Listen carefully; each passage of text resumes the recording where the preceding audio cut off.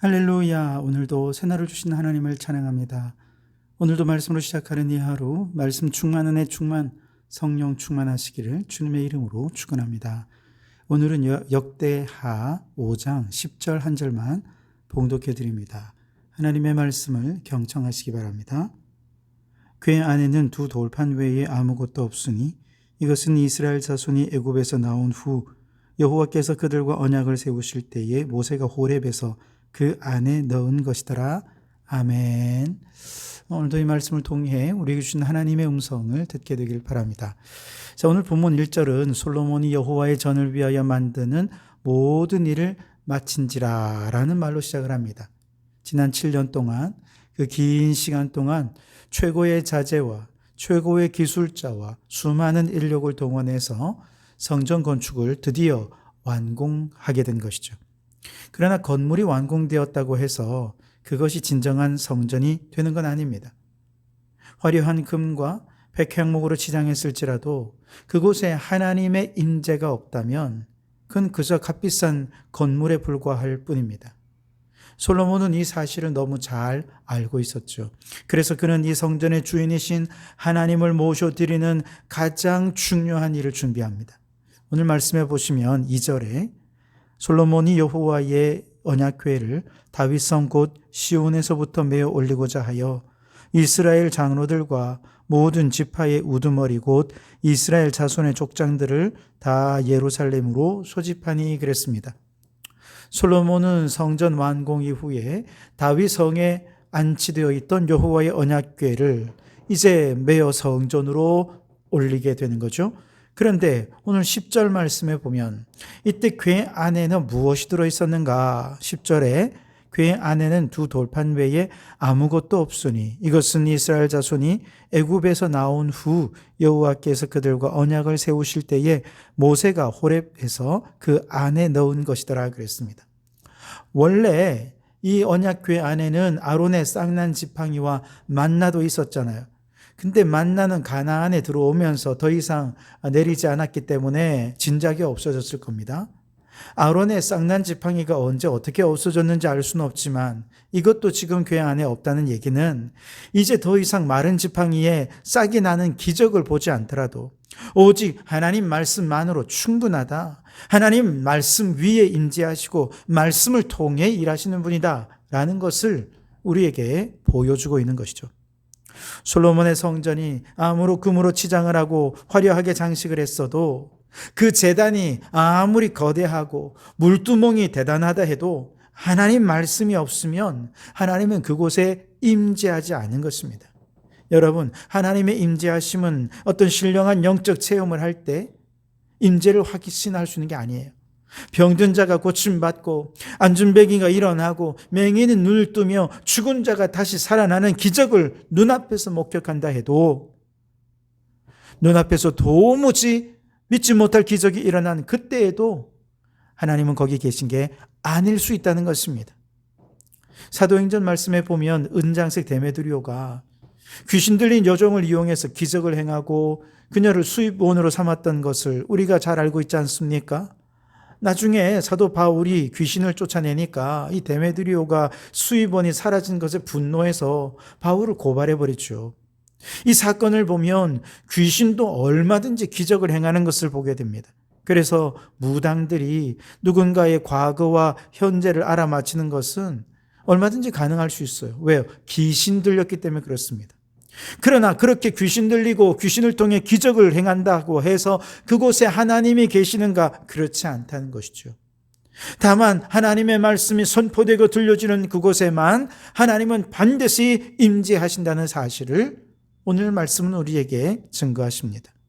뿐만 아니에요. 내가 은혜를 경험하고 막 가슴이 막 풍성해지고 기분이 좋을 때 하나님이 임재하신 것 같죠. 그러다가 전혀 은혜가 안 되고 감정에 메말라가면 사람들은 100% 말합니다. 하나님의 임재하지 않으시는 것 같아. 그러나 여러분, 천만의 말씀입니다. 내 감정과 상관없이 내 느낌과 상관없이 하나님은 말씀이 선포되고 들려지는 모든 곳에 임하시는 하나님이신 줄 믿습니다.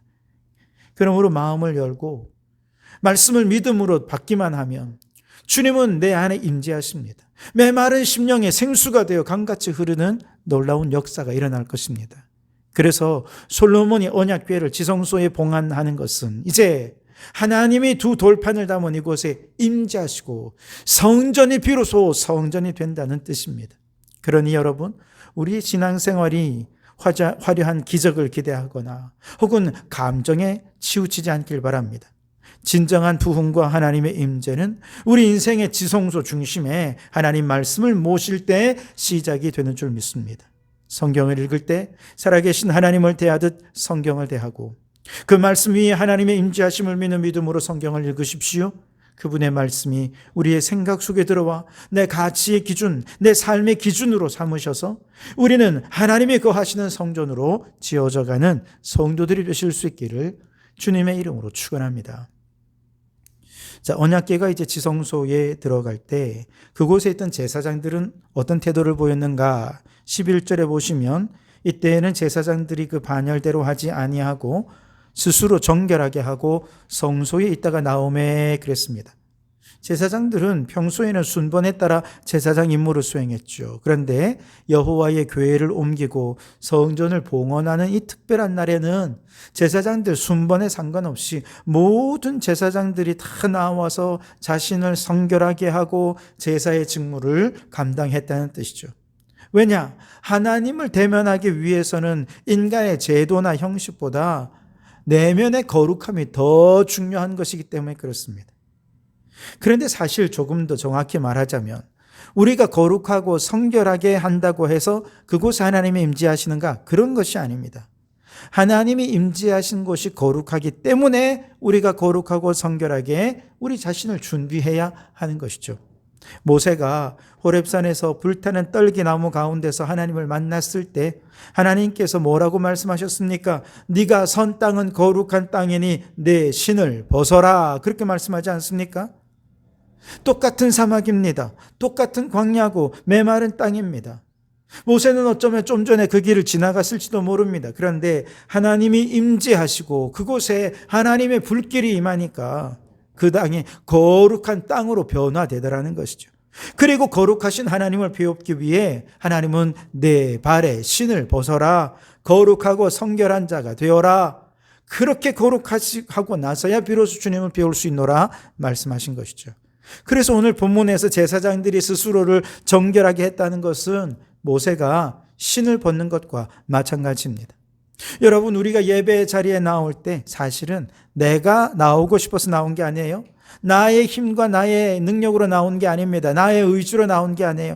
하나님이 먼저 이곳에 임하셨고 하나님이 우리를 부르셨기에 그 부르심을 따라 주님이 임재하시는 교회로 나온 것입니다. 그런데 부르심을 따라 나온 성도들의 마음이 성결한 마음과 정결한 영혼으로 준비되지 못하면 하나님이 얼마나 실망하시겠습니까? 그러니 여러분, 우리의 중심을 보시는 하나님께 나올 때 먼저 마음의 신발을 벗고 거룩하고 성결한 마음으로 준비해서 살아계신 주님의 임재를 경험하는 예배를 드리는 성도들이 되실 수 있길 바랍니다. 자, 오늘 본문의 하이라이트는 13절 14절이라 말할 수 있겠는데요. 제사장들과 레위 사람들이 일제히 손에 높여 하나님을 찬양하자 놀라운 하나님의 임재를 경험하게 되지요. 나팔 부는 자와 노래하는 자들이 일제히 소리를 내어 여호와를 찬송하며 감사하는데 나팔 불고 재금 치고 모든 악기를 울리며 소리를 높여 여호와를 찬송하여 이르되 선하시도다, 그의 자비하심이 영원히 있도다 하며 그때 여호와의 전에 구름이 가득한지라 제사장들이 그 구름으로 말미암아 능히 서서 섬기지 못하였으니 이는 여호와의 영광이 하나님의 전에 가득함이었더라 그랬습니다. 나팔 부는 자와 노래하는 자들이 일제히 소리를 내었다. 무슨 뜻입니까? 수많은 악기와 성가대가 참여했지만 그들은 한 소리를 내어 한 목소리로 하나님을 찬양했다는 뜻입니다. 이는 성령 안에서의 일치를 말하는 것이죠. 교회가 한 마음으로 하나님의 선하심과 인자하심을 찬양할 때 하늘의 문이 열리고 하나님이 임재하시는 역사가 나타날 줄 믿습니다. 고린도전서 1장에서 사도 바울은 서로 파당을 나누어 다른 목소리를 내고 분열하고 다투는 고린도 교회 성도들을 향해 선포하죠. 형제들아, 내가 우리 주 예수 그리스도의 이름으로 너희를 권하노니 모두가 같은 말을 하고 너희 가운데 분쟁이 없이 같은 마음과 같은 뜻으로 온전히 합하라. 그렇게 말씀하셨어요. 성령이 임하시고 하나님의 영이 가득한 곳에는요, 결코 이런 분열이 있을 수가 없습니다. 삼위일체 하나님이 한 분이듯 성도들은 같은 말을 하고 같은 마음을 품고 같은 뜻을 향해 헌신하게 되고 그때 하나님의 임재를 맛볼 수 있게 되는 것입니다. 이처럼 한 목소리로 찬양이 울려 퍼질 때 여호와의 전에 구름이 가득했다 그랬어요. 하나님이 임재하신 것이죠. 하나님의 영광이 얼마나 강렬했던지 제사장들이 능히 서서 섬기지 못하더라 그랬습니다. 여러분, 이것이 예배입니다.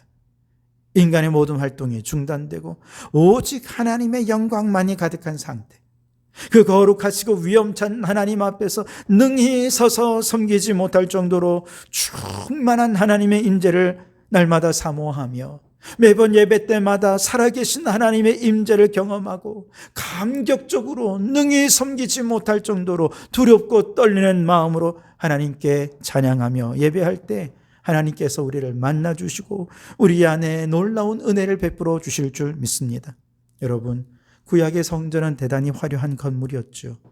그러나 신약을 사는 오늘 우리에게는 너희가 하나님의 성전인 것을 알지 못하느냐라고 말씀하십니다.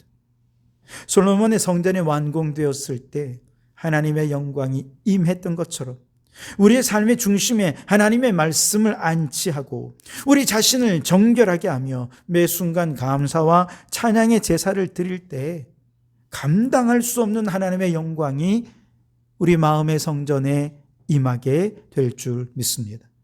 그래서 여러분, 껍데기뿐인 신앙이 아니라 하나님의 임재가 머무는 살아있는 성전으로 날마다 하나님을 예배하며 하나님과 동행하는 삶을 살아가는 성도들이 되시기를 주님의 이름으로 축원합니다.